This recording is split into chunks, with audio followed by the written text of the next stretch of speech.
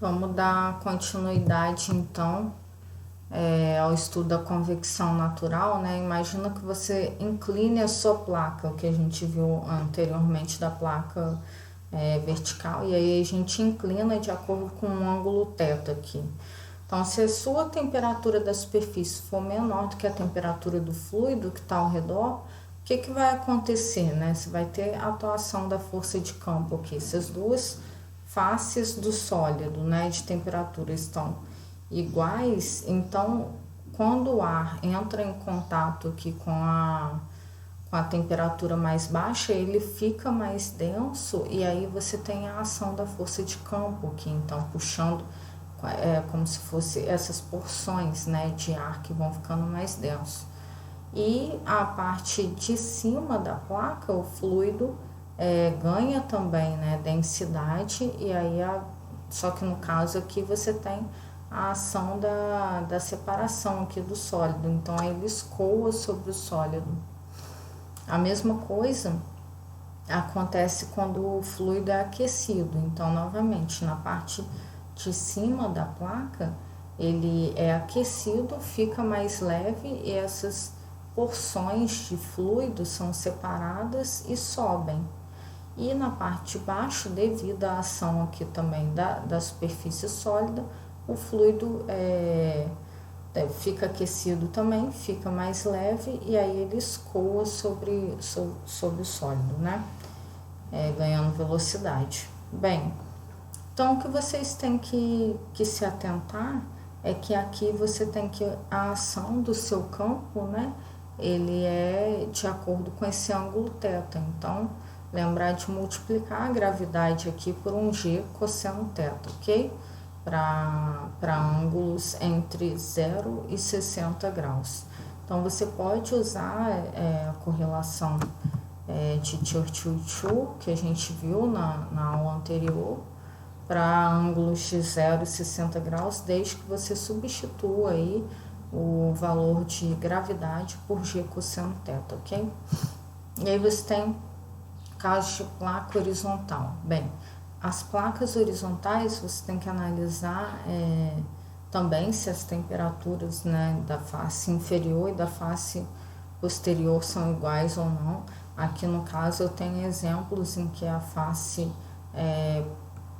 de cima tem uma temperatura de superfície maior do que a temperatura infinito, e a de baixo ou é isolada ou ela tem a mesma temperatura.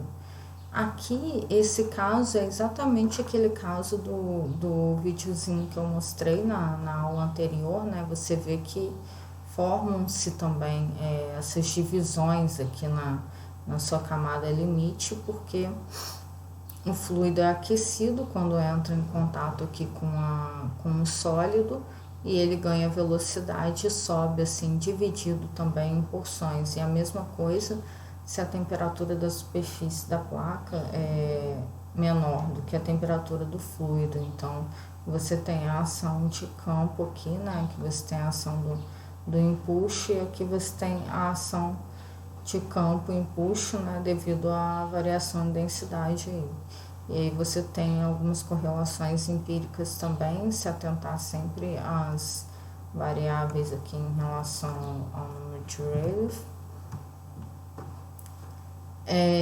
Aqui um caso de placa inferior, né, onde a superfície inferior é aquecida, então você tem que o contato do ar aqui, né, se aquece, fica mais leve e sobe, também com essas divisões de porções, como a gente viu no vídeo anterior, né, ele vai escoando sobre a placa aqui e sobe.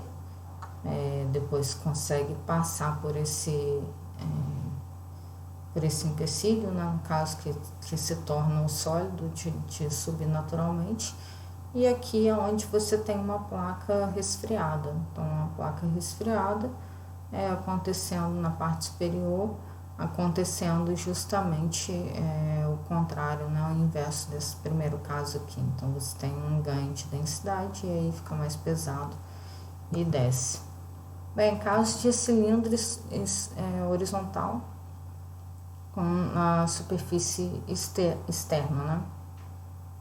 Então, é bem parecido com o perfil lá da corrente livre, só que aqui você tem que o perfil de velocidade, ele se dá aqui de baixo para cima, né? Se o seu cilindro estiver aquecido. Então, se o cilindro está aquecido, o ar ou qualquer fluido que está ao redor forma o que a gente chama aqui de pluma, né? E aí ele ganha velocidade escoando aqui ao redor da superfície do tubo. Bem, você tem essa correlação tio no seu MED para esse intervalo aqui de denominator Rayleigh. E você tem também essa correlação onde você tem para variados constantes, valores de N de acordo com o fluido, ok? E o valor se é turbulento ou não, aí no caso. Casos entre escoamento entre placas paralelas. Bem, aqui nesse caso, você tem que se atentar, porque se a distância, né, que está sendo chamada de S aqui, entre essas placas for muito próxima, você pode ter a formação aqui, a junção das suas camadas limites. Então, ela é parecida com o que acontece lá no escoamento interno. Agora, se a distância entre essas duas placas for muito grande ou grande o suficiente para que as camadas limites não se unam, então você tem que aqui chega a ser atingido a velocidade de corrente livre e a temperatura de corrente livre. Mas se for pequena, né, a ponto de juntar, unir essas camadas limites, então você tem que levar isso em consideração também. E aí você tem também algumas correlações empíricas em que você leva em conta esse distanciamento entre S e L aqui, para diferentes casos, né? Aqui no caso placa isotérmica, onde as duas placas estão à mesma temperatura, e aqui no caso para placa isotérmica, mas em que uma está a uma temperatura e a outra está isolada, por exemplo. Então você vai ter que não tem fluxo de calor passando pela placa isolada. Casos em que você tem fluxo constante, né, e igual, né, em ambas as superfícies, então você tem que considerar esse valor de Rayleigh aqui asterisco, ok? E casos em que você tem uma placa com fluxo constante e a outra isolada, né? Casos de fornos, por exemplo, por radiação. Então você tem que levar em conta esse conceito aqui do valor de Rayleigh incluído, ok? Bem, existe um distanciamento ótimo para as placas, onde você consiga passar o máximo de calor, né, por convecção natural? Sim, vai depender aí então de algumas correlações, né? Essa correlação conhecida aqui por Barkov e Rosenau, onde você considera as temperaturas médias, aqui no caso, vai ser a temperatura da superfície mais a temperatura de corrente livre dividido por 2, e aí você tem que analisar os casos que você tem das condições de fronteira. São placas simétricas isotérmicas, são placas com fluxo constante, uma placa isotérmica e a outra isolada, uma placa com fluxo constante e a outra isolada. Então você tem essas correlações aqui consideradas aí na literatura para poder encontrar o seu valor de distanciamento ótimo, ok?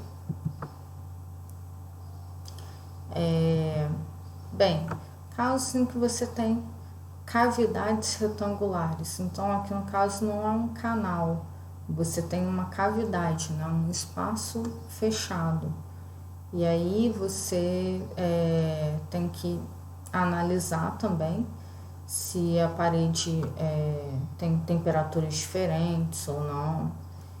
e analisar se ela vai estar inclinada também novamente, né? Colocar o G cosseno de θ lá, se ela tiver uma determinada inclinação. E aí você tem também o casos de escoamentos internos em cavidades e várias correlações aí empíricas encontradas na literatura para a gente poder analisar. Então imagina que você tenha um duto aqui nessa condição, por exemplo. E aí você está passando com ar aqui aquecido, né? No interior do duto, um ar aquecido. Bem, quando você atinge o regime permanente, todas as temperaturas aqui, né, das superfícies vão ser as mesmas, né? A de baixo, as laterais e a de cima. E aí eu te pergunto, será que é necessário colocar um isolante nesse duto para poder perder menos calor? Então, quanto de calor que ele está perdendo, né? Um calor por unidade de comprimento aqui. Quanto de calor que ele está perdendo para o ambiente? Então, você pode estimar essa quantidade de calor de acordo com as correlações empíricas que você pode adotar para determinadas condições, né? Se você conhecer essa temperatura aqui de superfície, você observa que a sua placa de baixo é um caso de placa inferior aquecida. A sua placa lateral é um caso de placa vertical, ambas as placas laterais, né? A sua placa de cima, né, superior, é um caso de placa superior aquecida. Então, você tem que essa quantidade de calor total para o seu duto aqui, ela vai ser o somatório, né, das duas placas, das duas quantidades de calor perdida no caso da placa lateral, mais a quantidade de calor perdida para a placa superior, mais a quantidade de calor que é perdida na placa inferior. E aí você precisa calcular, né, o valor do coeficiente convectivo H, que vem a partir da correlação que você escolhe de cada núcleo, para cada análise aqui de placa. E aí, então, calcular o calor por convecção aqui no caso de cada situação e fazer o somatório. Então, agora você precisa analisar se o seu regime, que no caso essa temperatura da superfície vai influenciar tanto a ponto de transformar, né, o seu regime de laminar para turbulento. Então, você precisa analisar aqui o valor de Rayleigh, que é calculado na temperatura média, né? A temperatura da superfície mais a temperatura infinita dividido por 2. Então, a partir dessa temperatura, você vai lá, pega as propriedades nas tabelas, né? As propriedades termofísicas da tabela, lembrando que para coeficiente beta, nesse curso a gente vai adotar sobre a temperatura, onde essa temperatura também é a temperatura média, né? Para casos de gases ideais. E calcular esse valor aqui que vai te dar o regime, ok? E aí escolher então se você está em regime laminar ou turbulento para cada situação e escolher a melhor correlação de núcleo aí para cálculo de coeficiente convectivo. Então, só analisando para casos de escoamento interno, então em cavidades, convecção natural, se a sua placa inferior, né, se a sua parte inferior aqui estiver aquecida, então você tem essa formação do que a gente chama de células, que é esse movimento circulatório, né, em diferentes porções assim ao longo da cavidade. E aí você tem correlações para escoamento turbulento, por exemplo. Bem, em casos em que o aquecimento é em cima, né, na placa de cima, então você tem que a transferência de calor não tem ação por convecção ali, ela se dá basicamente por condução, já que o fluido mais leve já está em cima e não tem a geração de movimento, né? Então o núcleo aqui considerado constante. Bem, cavidade vertical, você tem algumas correlações aí, de acordo com a análise da altura da cavidade, ou que é chamada de H aqui, pela largura da cavidade. Então, para essas determinadas condições, você pode utilizar essa correlação de Nusselt aqui. E aí tem algumas outras correlações de Nusselt também, empíricas aí na literatura, que eu vou estar passando para vocês em tabela depois. E para casos de cavidades inclinadas, você tem que considerar, né, o que estamos chamando aqui de ângulo tal. E aí, então, vai entrar, né, de acordo com condições aí para o relief crítico, 1708 sobre cosseno de tal, e aí considerando algumas correlações também, que são encontradas mais outras correlações também na literatura que eu vou estar passando para vocês.